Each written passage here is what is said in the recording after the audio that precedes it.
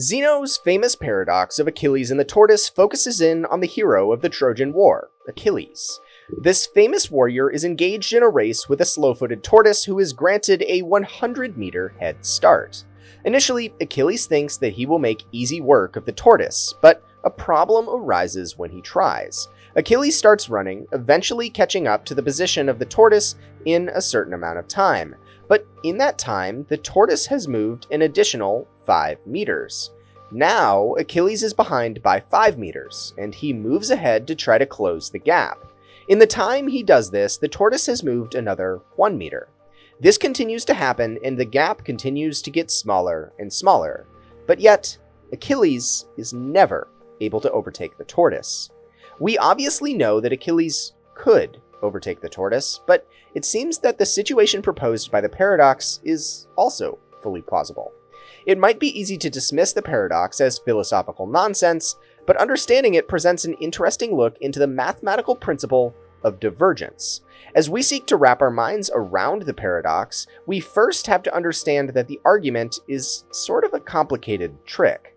Zeno first proposed the paradox as a complicated proof that motion does not exist.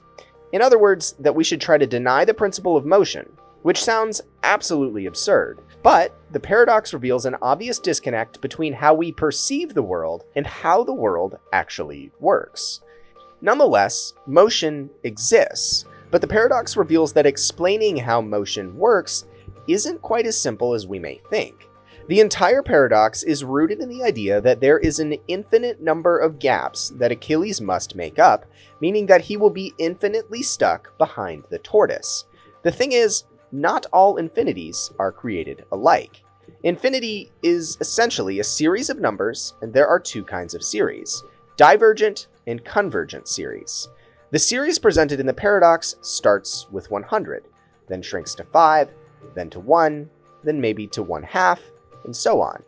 In this sense, Achilles is engaged into an infinite series. The assumption we make, however, is that the infinite series diverges, or results in a whole number.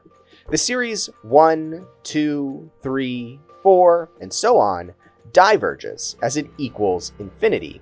However, the series Achilles and the tortoise are engaged in converges, meaning that it does come out to a whole number if you sum all of the series up. The number added onto Achilles' travel distance gets smaller and smaller, and thus the total distance traveled converges to a number that is equivalent to the distance of the tortoise. In this idea lies the answer, and the original confusing nature of the paradox.